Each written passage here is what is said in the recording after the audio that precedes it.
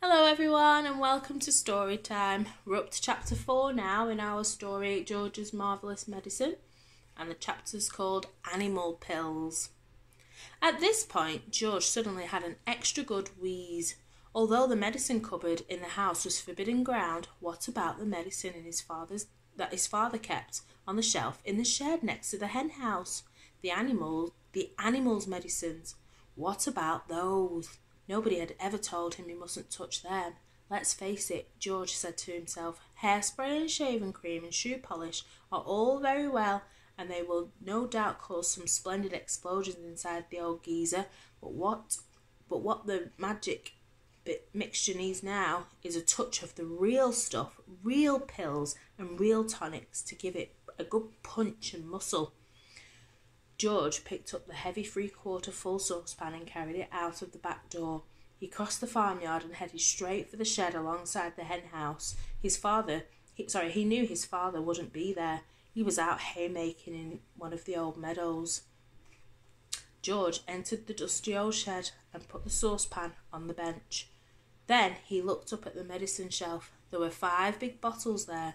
2 were full of pills, 2 were full of runny stuff, and 1 was full of powder. I'll use them all, George said. Grandma needs them. Boy, does she need them. The first bottle he took down contained an orange-coloured powder, and the label said, for chickens with foul pest, hen gripe, sore, and then we'll turn over in a second just to find out what was sore. Animals with sore beaks, gammy legs, cockroachitis, egg trouble, broodiness or loss of feathers. Mix 1 spoonful only with each bucket of feed. Well, said George aloud to himself as he tipped the whole bottle full, the old bird won't be losing any feathers after she's had a dose of this. The next bottle he took down had about 500 gigantic purple pills in it. For horses with horse throats, it said on the label. The horse-throated horse should suck one pill twice a day. Grandma may not have a horse throat, George said, but she certainly has got a sharp tongue. Maybe they'll cure that. They'll cure that instead. Into the saucepan went 500 gigantic purple pills. Then there was a bottle of thick yellowish liquid for cows, bulls and bullocks. The label said, will cure cowpox, cow mange, crumpled horns, bad breath in bulls, earache, toothache, headache, hoofache, tailache and sore udders. That grumpy old cow in the living room has every one of those rotten illnesses, George said. She'll need it all. With a slop and a gurgle, the yellow liquid splashed into the now nearly full saucepan. The next bottle contained a brilliant red liquid, sheep dip, it said on the label, for sheep with sheep rot and for getting rid of ticks and fleas. Mix 1 spoonful in 1 gallon of mix in 1 spoonful 1 gallon of water and slosh it over the sheep.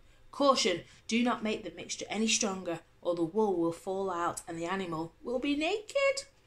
By gum, said George. How I'd love to walk in and slosh it all over old Grandma and watch the ticks and fleas go jumping off her. But I can't. I mustn't. So she'll have to drink it instead.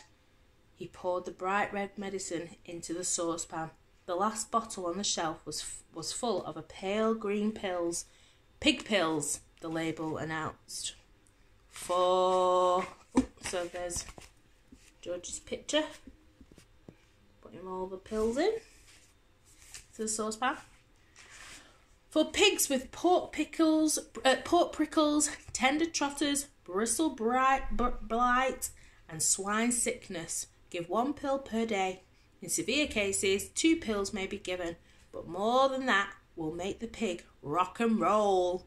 Just the stuff, said George, for that miserable old pig back there in the house. She'll need a very big dose.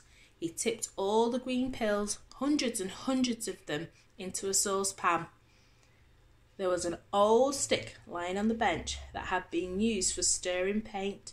George picked it up and started to stir his marvellous concoction. The mixture was as thick as cream, and as he stirred and stirred, many wonderful colours rose up from the depths and blended together, pinks, blues, greens, yellows and browns.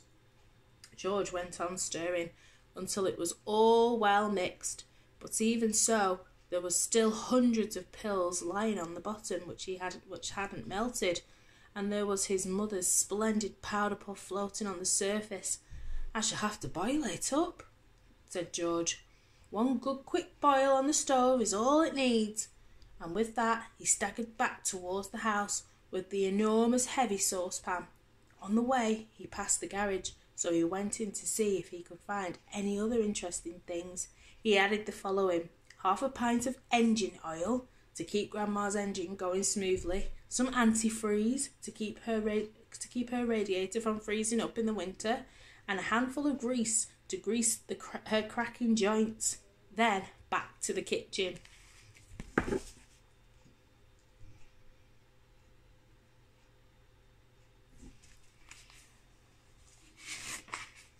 And that's the end of that chapter. Thank you.